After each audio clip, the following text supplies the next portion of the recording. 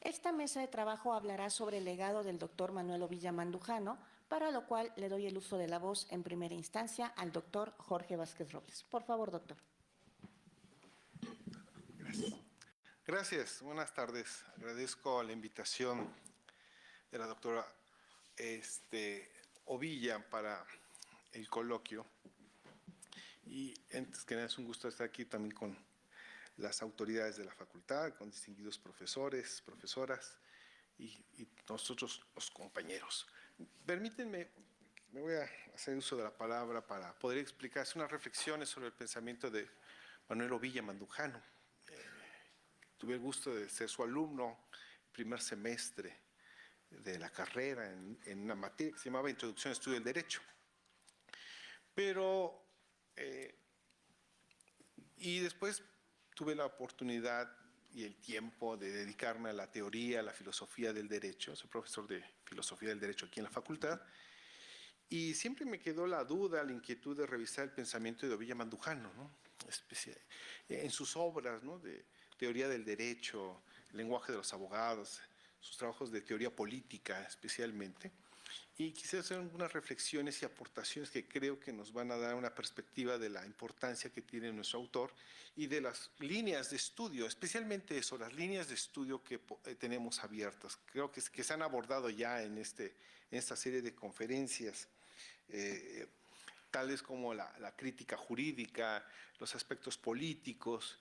Yo simplemente quisiera hacer una reflexión sobre el marxismo kelseniano, ¿no?, de Ovilla Mandujano, ¿no?, que a primera impresión nos parecería bastante raro, complejo, como que un marxista es kelseniano, ¿no? Si uno se pone a leer Kelsen, por cierto, el doctor Ovilla nos dejaba leer Kelsen, teoría pura del derecho en primer semestre, y me costó mucho trabajo. Y con el tiempo lo pude, gracias a mucha dedicación, pude entender la Kelsen. Pero, ¿por qué Kelsen? Kelsen es un autor liberal, pero ¿por qué cómo mezcla Kelsen con Marx, ¿no? Claro, la idea era que en un momento determinado, cuando Kelsen estudia el derecho y al Estado, en su obra La teoría general del derecho y del Estado, cuando analiza la parte política, pues Kelsen es un liberal, ¿no? Y todo su pensamiento político va en ese sentido, y trabajos como que había realizado Kelsen como esencia y valor de la democracia.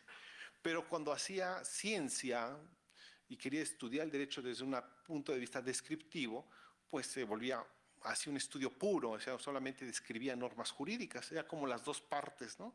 Se podía estudiar el derecho y el Estado desde una parte política y el Estado y el derecho desde el punto de vista puro, ¿sí? Y ambas partes, la doctrina pura y la doctrina política, conforman la teoría general del derecho y del Estado en Kelsen, ¿no? Que, por cierto, esto ameritaría un curso completo poder reflexionar sobre esos aspectos, pero Kelsen, por supuesto, constituye uno de los grandes autores del siglo XX, o el autor del siglo XX con Hart, y es un puente del siglo XIX al siglo XX. Y incluso cuando uno se acerca a la obra de Kelsen, dice, pero ¿por qué es puro y por qué es político, ¿no? Y queda esa idea, ¿no? Claro, se entiende esa idea del ser y deber ser separada por el contexto histórico, el momento de las obras, su pensamiento. Pero Ovilla Mandujano, en la obra de Teoría del Derecho, que es una obra que debemos leer, es una obra que, por cierto, ya cumple sus 50 años la obra, ¿no? Este año cumple 50 años la obra. Buen año, el 75, que se crea la obra. Encuentra uno que habla de que uno, en vez de lo que hace Ovilla, nos plantea, cuando yo hago ciencia, en un momento determinado sigo las herramientas de Kelsen, y por otra parte es la situación de la política toma Marx, ¿no? Claro, el Marx es de corte siguiendo Althusser, Poulantzas, por ejemplo, en la época de Ovilla, ¿no? El marxismo que utiliza, pero trata de explicarle que cuando hace política es un marxista, y cuando hace la ciencia es kelseniano. Pero ¿eso cómo funciona? Posiblemente leyendo a otro autor, que es Óscar Correas, también muy ligado también al pensamiento de Ovilla, contemporáneos, Óscar Correa es profesor del exilio argentino en México desde el 76. Indudablemente él traía la idea de que el derecho, un marxista muy distinguido, el doctor Correas, tuve la posibilidad de trabajar con él cuando hice el postdoctorado, y en un momento determinado decía Correas que la ideología del capitalismo se transmite a través del lenguaje jurídico, ¿no? Y en un momento, hay obras de Correas, de Óscar Correas, como crítica de la ideología jurídica, que utiliza herramientas de la lingüística, de Saussure, de francés, y trata de explicar cómo en ese lenguaje jurídico está pegado el derecho, ¿no? Incluso consideraba en un momento determinado cómo que el derecho se explicaba mejor a través de la sociología jurídica. Sin embargo, a partir del conocimiento de la obra de Ovilla Mandujano, pues Correas a sí mismo se declara un buen kelseniano marxista. Y es claro. ¿Por qué? Porque Marx nos da los elementos de la ideología, la crítica al capital, la crítica a la sociedad, ¿no? El marxismo, ¿no? Con el materialismo histórico, pero el lenguaje que hablan los abogados es el lenguaje de Kelsen. Entonces estudiemos el lenguaje que nos da la teoría pura del derecho y con eso podríamos entender la ideología del discurso jurídico, pero una ideología en un lenguaje que realmente utilizan los abogados. Por eso cuando uno lee la obra de Ovilla Mandujano, de El lenguaje de los abogados, pues como que parecería muy aislado. Dice, oye, nada más habla de norma, conceptos jurídicos fundamentales, así como pura estructura. Sí, es el lenguaje, y sobre ese lenguaje va la parte política. Y esa línea de estudio fue muy interesante. Es un planteamiento de Ovilla de 50 años que después Óscar Correas, por ejemplo, lo retomó. Óscar Correas tiene libros, por ejemplo, que se llama Kelsen y los marxistas, el otro Kelsen, ¿no? E indudablemente aparece esa situación. Es más, hasta en un pequeño artículo, una reflexión que hace el propio Óscar Correa señalaba ese sentido de que él consideraba que Correas creía que solamente estaba destinado, que el derecho se puede estudiar de manera crítica con la sociología jurídica. Incluso dice Correas, por eso, eso es dejarle el campo libre al enemigo, ¿no? O sea, al capital. Hay que estudiar a través del derecho. Por eso el marxismo kelseniano es una línea interesante de estudio, ¿no? Cómo se puede estudiar reflexionar sobre los conceptos jurídicos fundamentales, la norma, la estructura y sobre ellos es el lenguaje del derecho, ¿no? Y finalmente también otra consideración de ese marxismo kelseniano de Ovilla es y sí creo que se ha explicado ya, pero no quiero resaltar igualmente la palabra del jusmarxismo, que encontramos en la literatura del 75, ¿no? La palabra jusmarxismo, así como un naturalismo, un jussociologismo, un juspositivismo, un jusmarxismo, como las interpretaciones marxistas que se hacen sobre el derecho. Y eso es algo bien interesante, ¿eh? Se le ha dado seguimiento y la fuente, muchos dicen, no, que fue en los 80, no, es el libro de Ovilla del 75, ¿no? Yo creo que la importancia que tiene estos estudios, estas cátedras, es recuperar la obra de nuestros grandes profesores, las líneas de estudio, los puntos en que que nos dan las aportaciones que hasta el día de hoy podemos recuperar, ¿no? E invitar a que la reflexión sobre el derecho, pues no nada más es una clase, ¿no? Sino es de largo plazo, de largo aliento, y eso nos va a dar luces, tengan la seguridad, ¿no? Recuerdo claramente las clases de hace más de 30 años que tomé con el maestro Villa, y por supuesto aprendí bastante sobre cómo estudiarlo y por qué estudiarlo, ¿no? Pero a la larga creo que desgraciadamente el maestro falleció muy joven, y a lo mejor sus obras a lo mejor parecen como un poco inconexas, pero no. Si uno se acerca bien a los trabajos, encontrar una coherencia, y yo creo que los invitaría, ¿no? A que sigamos reflexionando sobre los trabajos de Ovilla Mandujano, el aspecto kelseniano, ¿no? El marxismo kelseniano, ¿no? De Ovilla Mandujano, que tengo la seguridad que nos dará luces al respecto. Ahora que incluso la teoría crítica del derecho es muy amplia, Ovilla es un precursor de la teoría crítica. La teoría crítica contemporánea como que dice, no, pues que Kelsen ya no lo usemos. No, no, espérate, hay que utilizarlo. Es el lenguaje común que utilizan los abogados todavía, y no solamente en México, en América Latina. Entonces habría que recuperarlo en ese sentido. Lean a los clásicos y posiblemente tengamos mayores resultados y frutos, y tengo la seguridad que podremos apreciar, valorar y siempre recordar el trabajo de Manuel Ovilla Mandujano, distinguido profesor de nuestra facultad. Maestra, gracias.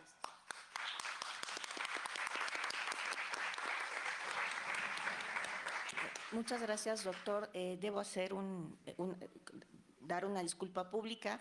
La verdad es que empecé un poco abrupta la mesa. Debo presumir, porque es para presumirse, que me jacto de ser amiga de Jorge, lo voy a decir así nada más, y cometimos una imprecisión en sus apellidos, me disculpo por ello. Es el doctor Robles Vázquez, digo, literalmente lo leí, ¿no? Y me disculpo por ello públicamente, no volverá a ocurrir, ¿no? Muchas gracias.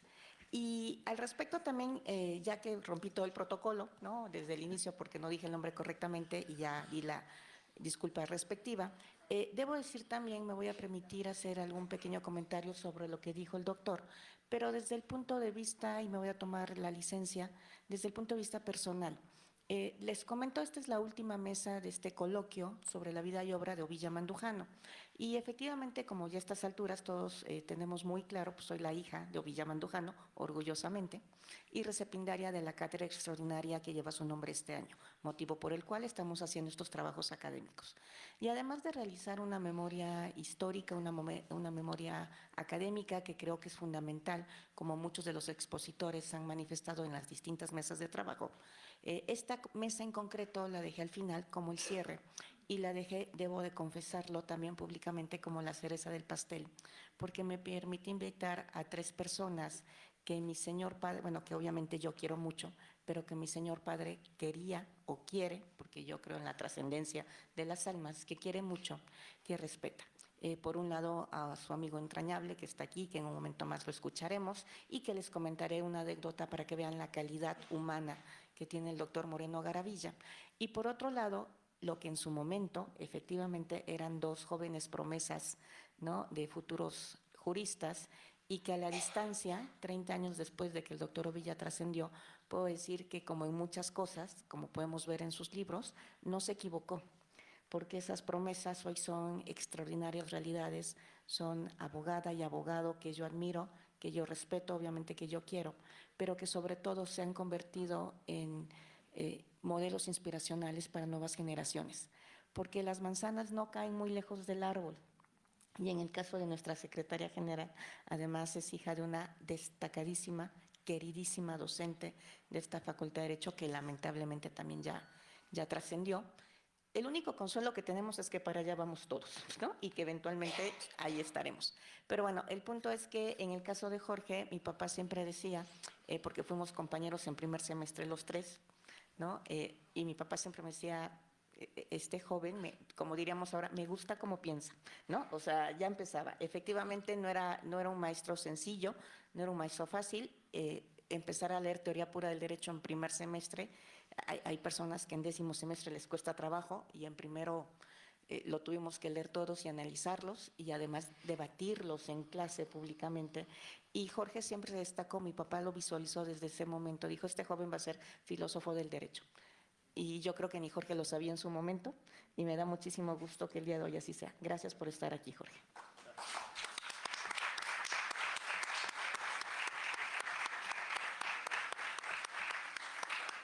Y siguiendo con el orden de la mesa, bueno, le daré el uso de la voz al doctor Moreno Garavilla, pero antes de que me haga llorar a mí, porque seguramente lo va a hacer, lo voy a hacer llorar yo a él, ¿no? Les voy a contar esta anécdota que no es muy conocida, y debo de decirlo también.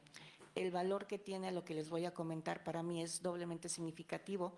Primero, porque demostró el gran amor, ya no digo afecto, amor que le tenía a mi señor padre en su amistad, lo cual no tengo cómo pagárselo. Y el segundo es que a nosotros como familia nunca nos los dijo. Lo que les voy a comentar me enteré por terceras personas. Mi padre cuando fallece en circunstancias muy trágicas, fallece por una cuestión hospitalaria, una complicación médica.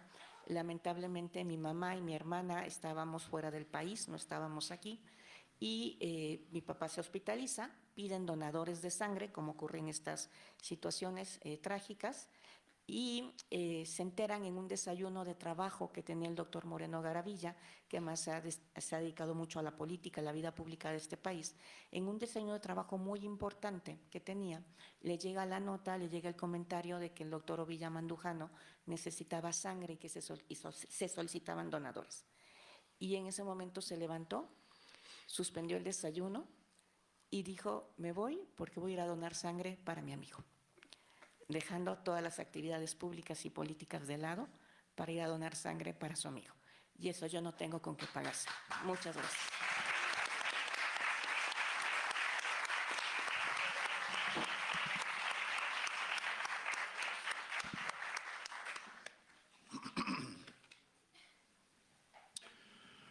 Bueno,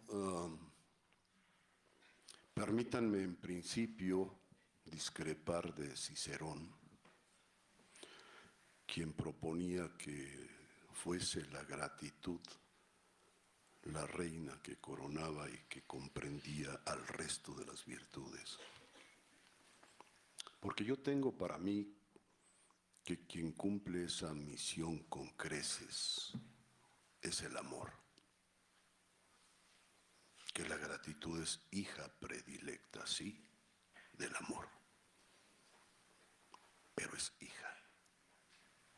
Entonces permítanme saludar con amor a Tril, que me invitó a esta mesa, que me distingue estar aquí. Muchas gracias, con amor. Y extender este saludo con amor. Déjenme decirles que para mí el amor es la causa determinante de todo cuanto existe, ha existido y esté por existir, dentro y fuera del universo. Entonces, saludar con amor es saludar a alguien que sabe apreciar el amor. Hay quienes se espantan incluso.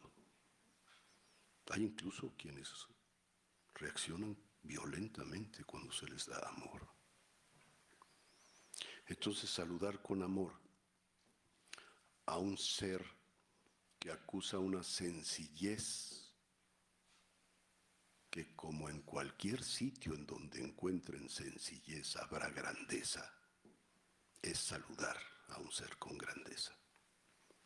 Y así saludo a la maestra Sara Miss Palma León, con amor y con aprecio a su grandeza.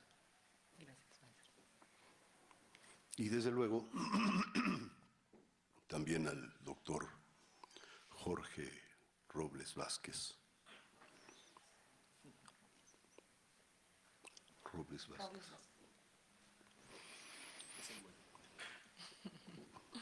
También a la distancia saludo a las hermanas de Tril, a Rocío y a Susana. Rocío, que también fue fundadora con Yoyis, su mamá, conmigo del Consejo Nacional de Egresados de Posgrado en Derecho. El hermano mayor del Consejo Nacional de Egresados de la Facultad de Derecho. Esa es una historia bellísima que vivimos muy de cerca, Manuel, Yoyis, Rocío y su servidor, cuando esta chiquita era todavía más jovencita de lo que es ahora. Entonces también a ellas las saludo. Y a ustedes, muchachos aquí presentes, un abrazo, muchachas, un abrazo con amor a todas y a todos. Y un saludo afectuoso también a quienes nos siguen a través de las redes sociales de nuestra facultad. Yo he sido invitado para hablar de un debate, me llamó la atención. Dice que el objetivo de esta mesa es debatir la relevancia actual del legado del doctor Ovilla Mandujano frente a los retos contemporáneos. Y permítanme ustedes decir que más que debatir, voy a someter a su mejor consideración la posibilidad de exaltar las grandes riquezas que concurren a conformar el legado histórico del distinguido doctor Manuel Ovilla Mandujano y maestro emérito de la Universidad Autónoma de Chiapas. Habida cuenta de que en las 4 mesas anteriores a esta ya se ha tratado con brillo y con detalle toda su obra, toda su biografía, voy a omitir entrar en detalles respecto de las valiosísimas aportaciones que él le hizo a su facultad, a su estado y a su país, amando a su familia, antes que nada, amando a su familia, buscando ser para dar,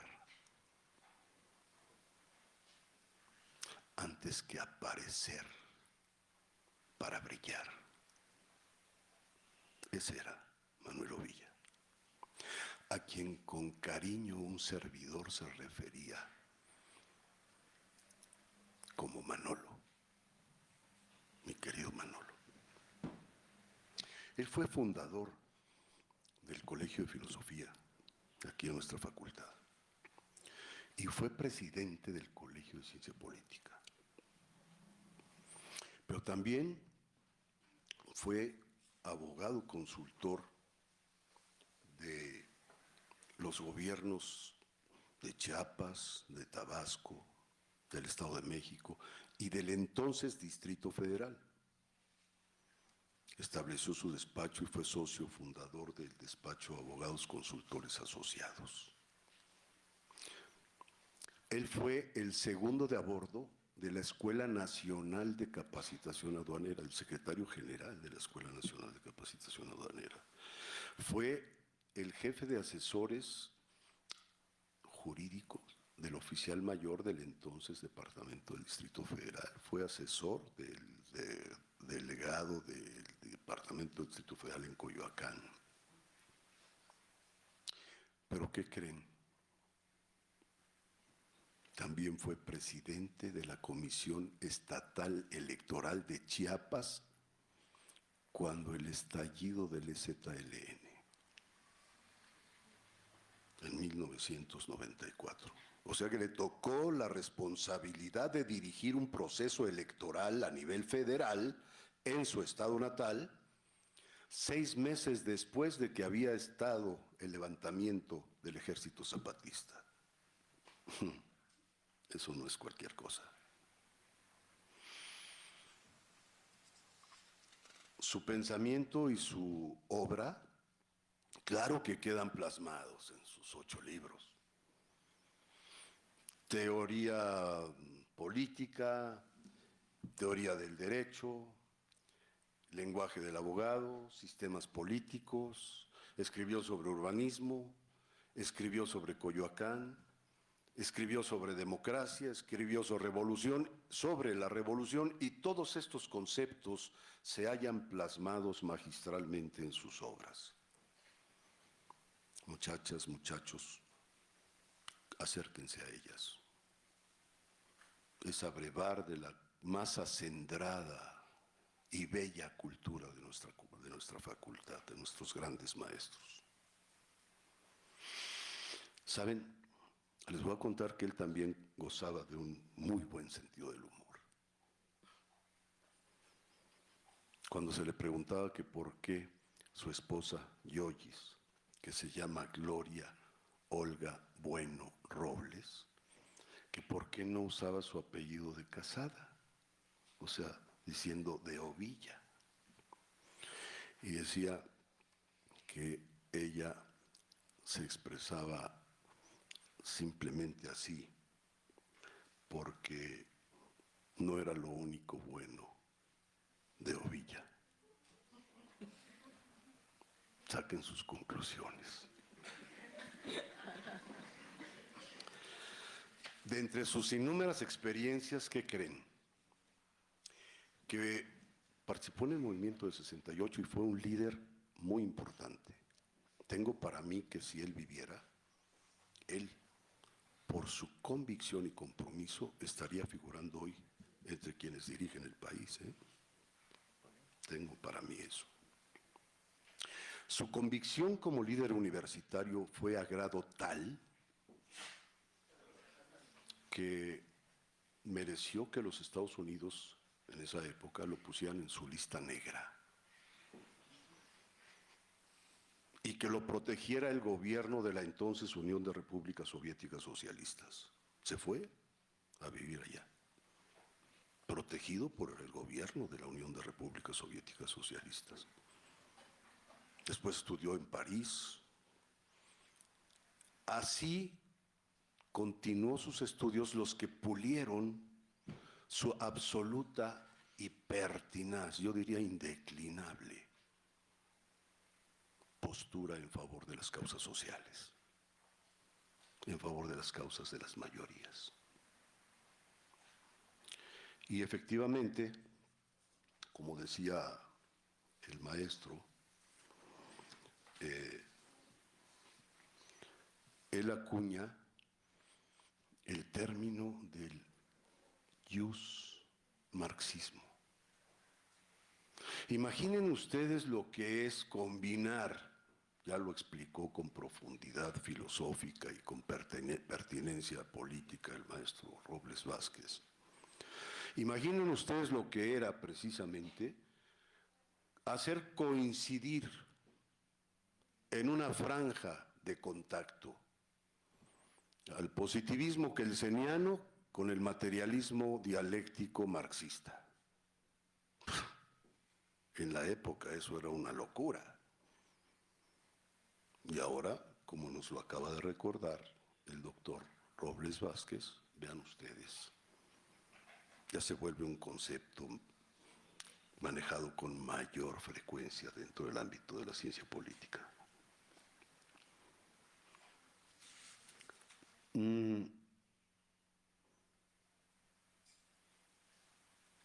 Pero déjenme hablarles, pues, para terminar y no enfadarles, de las grandes riquezas de Manuel Ovilla Mandujano, que por cierto se enfrentaba en esa época de los 60s y 70s del siglo pasado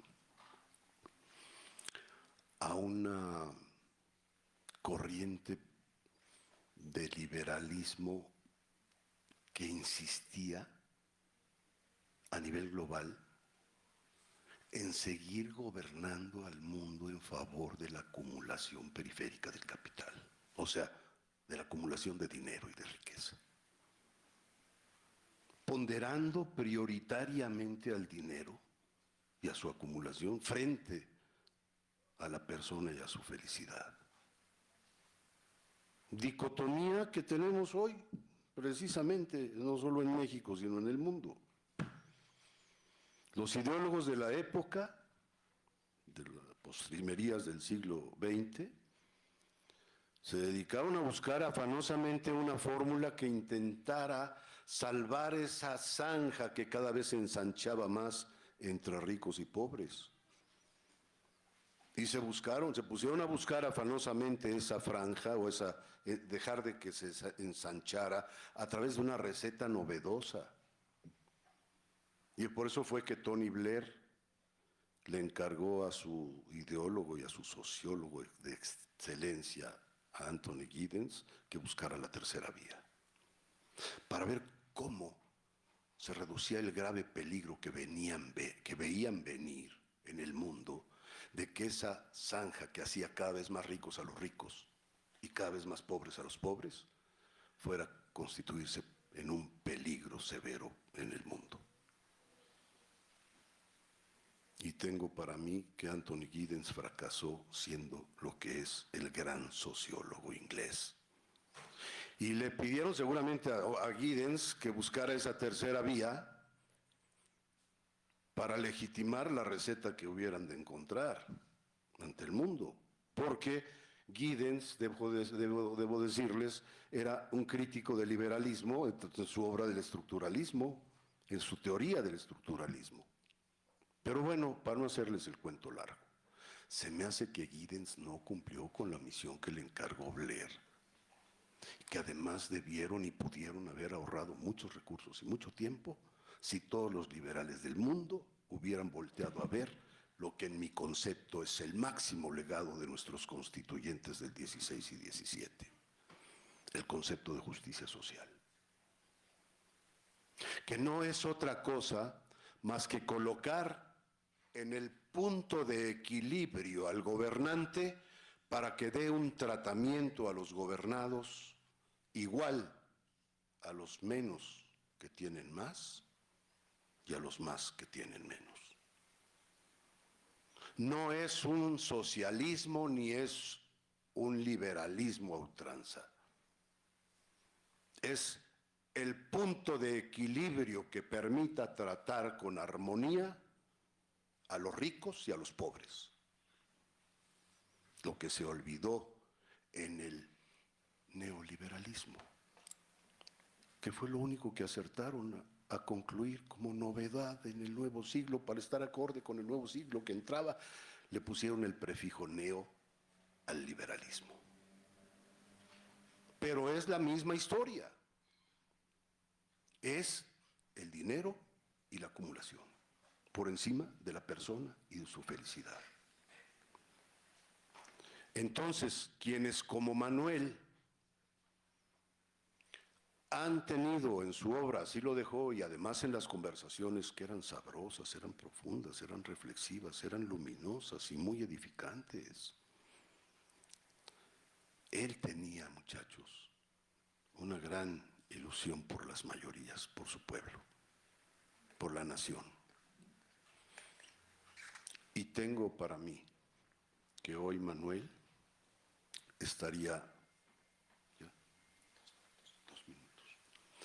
Entonces, como Cronos ya me mandó el mensajito de que iba a hacer acto de presencia, que me quedan 2 minutitos, terminaré diciendo, tengo para mí que Manuel hoy estaría diciendo que viva la justicia social y que la copie el mundo entero.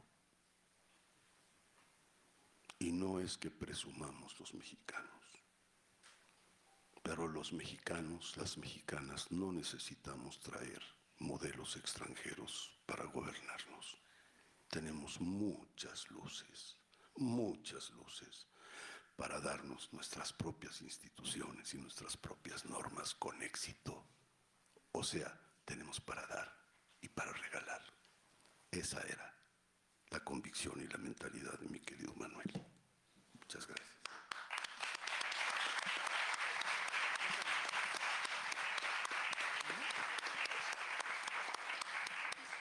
De esta forma le toca ahora el turno, no al final, pero no por último, a nuestra querida maestra Saramis Palma León.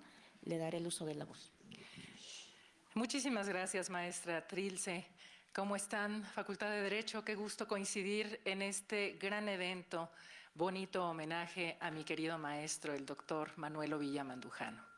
Me precio de estar en esta mesa, no solamente porque, como bien han escuchado, no somos compañeros de trabajo, no somos solamente amigos, somos en realidad, y se darán cuenta a la postre, tal vez ya desde ahorita, pero seguramente y cuanto y más a mediano y largo plazo, una gran familia. Es importante mencionar, a propósito de esta fraternidad, que el papá de su querida maestra fue compañero de generación de mis queridos padres, también. Que la hermana, Patricia, de mi querido maestro, fue compañera de generación de su servidora. Su servidora es de la generación 91, empezando en el CCH Sur, feliz egresada, orgullosa egresada del CCH Sur, que ahorita ha estado tan platicado. Y posteriormente aquí en la licenciatura, generación 94-98, a la que no me dejarán mentir, mis queridos amigos, fuimos intitulados o denominados la famosa generación del cambio. ¿En qué consistió ese cambio? Consistió en que nos duplicaran las materias y tuviésemos 80 en total a lo largo de todo el semestre. Nos llamaban nuestros profesores, incluido el señor padre de su maestra, conejillos de indias. Se cuestionaban si podríamos con la carrera y les podría decir, y somos prueba fehaciente de ello, que pudimos con eso y fuimos una gran generación de estudiosos del derecho. En ese orden de ideas, déjenme platicarles que justo cuando veníamos con la sinergia del CCH, en mi caso en particular, pues ustedes saben, yo que les cuento, y más ustedes que son tan jóvenes y que vienen brincando de esta enseñanza media superior a la gran ya Universidad Nacional a nivel licenciatura, que es un choque abrupto, porque de venir de ciertas sinergias, pues literalmente viene un frentazo importante a nivel no solamente educativo, sino institucional, porque literalmente estamos permitiendo desde el primer semestre que el derecho ya haga su labor en nosotros. Posiblemente observarán que ya no hablamos igual, que ya no nos conducimos igual, la indumentaria empezará a cambiar poco a poco y la manera en que nos expresemos también. Parte de esa gran labor la realizó en su servidora, en mis compañeros de generación, el doctor Manuel Ovilla Mandujano. Déjenme decirles que la primera impresión que me causó cuando entró ese primer día a esa su primera clase a impartirnos la materia de introducción al estudio del derecho fue de terror, de pánico. Me dio mucho miedo mi maestro porque dije, Dios mío, con todo y que sé que tengo una sinergia del mundo del derecho por mis padres, porque me encantó la materia de derecho en mi CCH, porque hasta en los genes traigo el derecho, me impactó. Me impactó su presencia, me impactó la manera en cómo hablaba, me impactó la manera en cómo comentaba y abordaba las temáticas y que si se dan cuenta, y fue una concurrencia en comentarios de mis compañeros de mesa, qué complicado que en el primer semestre de la carrera nos metieran filosofía del derecho con Hans Kelsen. Para ser honesta, cuando yo leía la teoría pura del derecho de Kelsen, les juro que me cuestioné, bueno, ¿qué soy tonta o qué? O sea, es que no entiendo nada. No entiendo lo que Kelsen me quiere decir. Con el paso del tiempo, con el paso de los semestres, me di cuenta de que la teoría pura del derecho de Kelsen, por ser una temática obviamente filosófica, me hacían falta bases, me hacían falta conocimientos que fui adquiriendo a lo largo de la carrera para poderle comprender en completitud. Lo cierto es que lejos de, porque Sara es necia, ¿no? Lejos de dejarme vencer por Kelsen y por un cuadernito así de delgadito, dije, Kelsen no me va a ganar y voy a estudiarlo y voy a comprenderlo porque voy a empezar a pasar mis materias, a aprender y quedarme con ese conocimiento para siempre desde mi primer semestre, porque ese es mi propósito y esa es mi misión de vida, porque yo mataba por llegar aquí a la universidad. En ese orden de ideas, complementariamente a Kelsen y para poderle entender, pero antes les explico algo y es parte de lo que también comentaba Jorge. La postura filosófica de Hans Kelsen era dejar todo de lado, por eso es precisamente pura, porque es dejar todo de lado para que, atendiendo estrictamente a la norma jurídica, pudiésemos atender las problemáticas sociales que en aquel momento se vivían en el país. Y de ahí tener una respuesta muy proba, muy prudente, muy justa de esas problemáticas que en aquel momento aquejaban. Sin embargo, para poderle comprender mejor, y todavía para acabarla de amolar, para ser honesta, el maestro Manuel nos dijo, y van a leer a Norberto Bobbio. No, Hans Kelsen y Norberto Bobbio. Otro filósofo muy importante que explicaba parte de la naturaleza jurídica de la teoría pura del derecho, explicándonos que complementariamente para poder comprenderla debíamos de partir de bases sólidas como lo que son actualmente lo que conocemos como los principios. Como bien comentó el doctor Moreno Garavilla, esta mesa es para discernir, para poner sobre la mesa puntos importantes de reflexión, y es así donde mencionó 30 años, 35 años, Jorge, en que empezamos nuestra carrera universitaria. No nos calculen la edad, tenemos 50.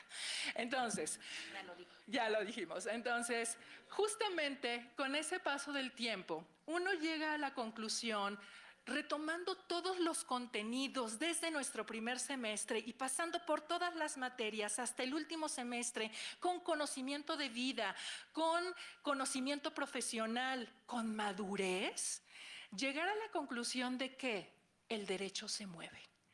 El derecho y las problemáticas sociales están en constante cambio, en constante evolución, y tan es así que ese constituyente del 16 del 17 atendía a problemáticas de índole muy marcada en los desequilibrios entre factores de la producción en el mundo del trabajo, del que me precio ser experta, en el mundo del campo, en el mundo de la educación. Lo cierto es que los tiempos cambian, lo cierto es que las problemáticas también avanzan, y de ahí poner sobre la mesa lo siguiente. ¿Debemos de ceñirnos entonces a los mismos principios que nuestros queridos autores manejaban desde aquel entonces, desde hace más de 35 años, concretamente 50 años, y que nosotros llegamos a conocer hace 35? ¿Qué bondades tendría el ahora conocer otros criterios como de the working, the hard, en fin? Y esto ustedes lo valorarán y lo justipreciarán cuando estén estudiando a nivel posgrado, por supuesto, ya trabajando, de suerte tal que se den cuenta que tal vez diga una tontería, pero tengamos hasta que retomar esos principios para hacerlos evolucionar y valorar si todavía debemos de trabajar con lo antaño o ya nos ceñimos a algo nuevo y ajustarnos a las cotidianeidades. No son los mismos problemas sociales que mencionaba el doctor Moreno Garavilla hace un momento a ahora lidiar con tecnología de la información y de la comunicación, o lidiar con inteligencia artificial. Me queda clarísimo que parte de los grandes valores que mi querido maestro Manuel Ovilla forjó en nosotros, sus estudiantes, fue el hecho de tener herramientas claras, herramientas sólidas, para que con base en ellas, justamente, y haciendo esa justipreciación que mencionamos, ahora apliquemos a esas nuevas cotidianeidades y preguntarnos, ¿es necesario que el derecho positivo, que el derecho vigente regule a las TICs y a la inteligencia artificial? ¿Qué contestarían ustedes? Por supuesto que sí, y muy bien y con convicción, efectivamente. ¿Qué le contestarían a Hans Kelsen y a Norberto Bobbio si les preguntase, y entonces, ¿necesitamos ir un paso más adelante de las TICs y de la inteligencia artificial? Pero cuidado, Facultad de Derecho, porque resulta que van a pasos agigantados y avanzan más rápido que la propia legislación, la legislación mexicana. ¿Qué tenemos que hacer? ¿Qué rubros debemos de abordar? ¿Con qué teóricos, con qué expertos, con qué prácticos debemos de colaborar para poder tener una legislación brillante e intachable que nos permita vivir en sociedad saludablemente? En ese orden de ideas, yo les diría, a manera de conclusión, porque sé que también el dios Cronos nos corretea,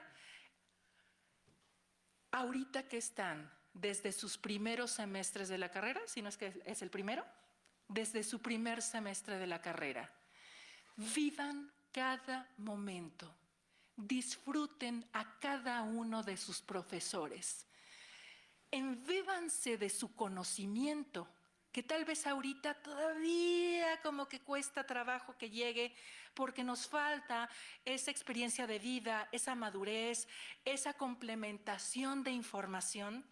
Pero de mí se acuerdan cuando estén egresando de esta licenciatura y se sientan orgullosamente egresados de esta Facultad de Derecho, dirán, Qué bueno que le hice caso a Sara Mispalma cuando en una reunión fraterna entre buenos amigos, entre familia, pudimos generar la conciencia de la importancia del deber que le debemos a nuestra sociedad y a nuestro país y, por supuesto, a nosotros mismos para convertirnos una mejor versión que le ayude a esta sociedad que tanto nos necesita. Muchísimas gracias.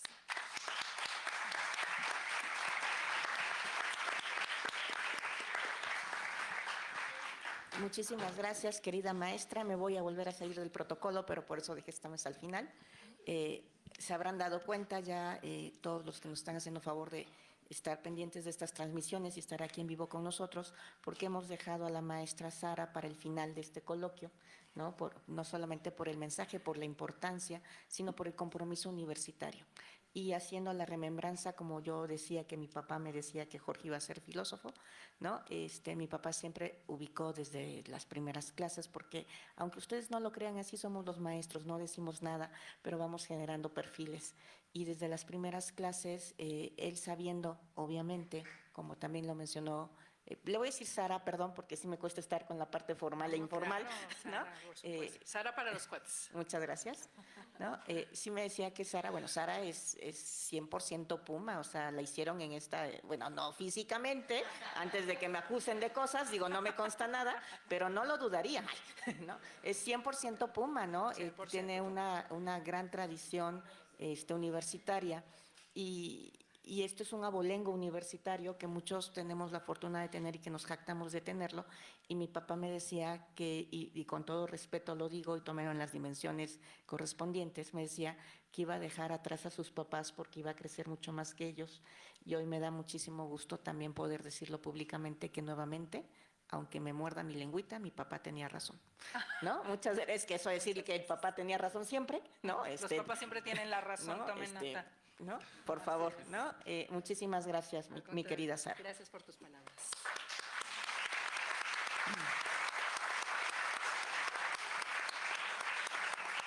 Y bueno, y antes de regresar a la parte formal y pedirle a nuestra señora secretaria general que haga la clausura oficial de los trabajos de este coloquio, me permitiré hacer una pequeñísima reflexión, no sobre el pensamiento, vida y obra del autor, ¿no? Y del universitario que hoy nos reúne, porque eso ya lo han hecho los que me anteceden en el uso de la voz y en los trabajos de las distintas mesas. Me permitiré simplemente hacer una reflexión sobre el hombre desde un punto de vista personalísimo. Pues es mi señor padre, obviamente, y algo que, y sí quiero agradecer muchísimo al doctor Moreno Garavilla, que está aquí presente, es que enfatizó mucho que era un hombre que amaba a su familia. Y para todos los que estuvimos presentes en las distintas mesas y pudieron escuchar a las distintas personas que lo conocieron, es algo que a mí yo puedo decir de primera persona que efectivamente es cierto. Su amor más grande fue la familia, aunque siempre nos decía que nosotros éramos su casa chica, porque la casa grande era la universidad. Y en mi imaginario muy personal, luego platicaré por qué en otros espacios, yo estoy convencida que, bueno, se los diré porque luego se prestan malas interpretaciones, el evento que le costó la vida fue que tuvo que tomar un avión, porque él estaba en Chiapas trabajando en la Comisión Electoral, para venir a hablar con miembros de la Junta de Gobierno para ver y analizar problemáticas universitarias de ese momento en concreto. Y no quiso dejar de venir, aun cuando se sentía mal, porque decía que su compromiso con la universidad, con su casa, era lo más importante. Y si bien es cierto que en algún momento de mi vida estuve muy enojada por ello, porque decía que la UNAM le costó la vida, hoy a la distancia y entendiéndolo ya con algunos años yo, ¿no? La misma edad que él tenía cuando falleció, puedo decir que no le costó la vida, ¿no? Sino más bien que dio la vida por su universidad, y esa es una de las grandes cosas a las que yo aspiro el día de mañana, que se me pueda recordar, igual que todos los que estamos en la mesa, en unos 100, 200 años, diciendo que nuestro compromiso universitario era tal y tan grande que vivimos por la universidad y que entregamos sin dudar nuestra vida por la grandeza de la misma. En este orden de ideas, el doctor Ovilla Mandujano sí fue un hombre polisémico, como ya se ha dicho, tuvo muchas aristas, pero creo que lo que más disfrutaba era su arista de docente, su faceta de docente. Estaba convencido que los estudiantes efectivamente no eran el futuro, sino el presente, y que la única forma real de cambiar al mundo es a través de la educación. Por eso los invito, ahora sí que para que su legado siga vigente, Sí, que estudien su obra, pero no solamente la de él, que estudien todo lo que les llega. Yo siempre comento que aunque sea la cajita del cereal, la lean, porque algún dato importante podrán obtener ahí y que les da un pulso sobre todo de la realidad social en la que vivimos. El derecho, como dijo la maestra Sara hace un momento, no es una construcción utópica de libros, hay que vivirla en un contexto, en una realidad social que sirve para algo. Sí es muy importante, como decía el maestro Jorge, conocer toda la parte filosófica fundamental, pero sobre todo porque el derecho dice lo que dice. Hay que cuestionarnos, no hay que reproducir solamente el derecho o las estructuras de dominación que contienen, sino entender para qué sirve y sobre todo cómo podemos hacer con él un mundo mejor para todos. En este orden de ideas, considero que el pensamiento de Villamandujano sigue vigente y que no debemos solamente hablar de él de forma nostálgica, sino como compromiso. Yo los invito a emular su ejemplo, ¿no? Él como persona, como teórico, como académico, es de las personas, independientemente que sea mi padre, que obviamente lo quiero mucho y lo admiro más, es una de las pocas personas que yo conozco que tenían un pensamiento muy pulcro porque era muy sistematizado, porque hacía un análisis muy preciso. Y la única forma de lograr esto es pensando, es estudiando, es pensando, es estudiando, es pensando y es estudiando. Sea esta pues la conclusión general de este coloquio. La intención es generar inquietudes, despertar conciencias y motivar voluntades. Muchísimas gracias.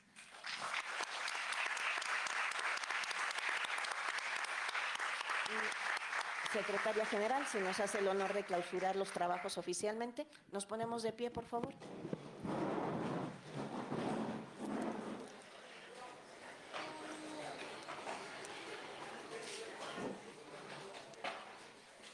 Con mucho gusto y un gran honor el clausurar esta sinergia de la vida, de la obra y de lo que nos deja el pensamiento de un grande del derecho, Manuel Ovilla Mandujano. Siendo las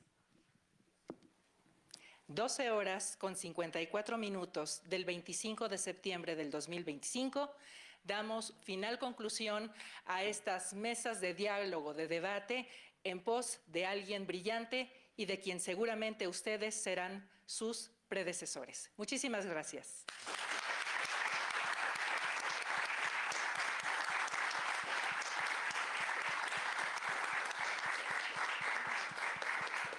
Pues no me sale bien, pero ahí voy. México, Pumas, Universidad. ¡Goya! ¡Goya! ¡Cachún, cachún, ra, ra! ¡Cachún, cachún, ra, ra!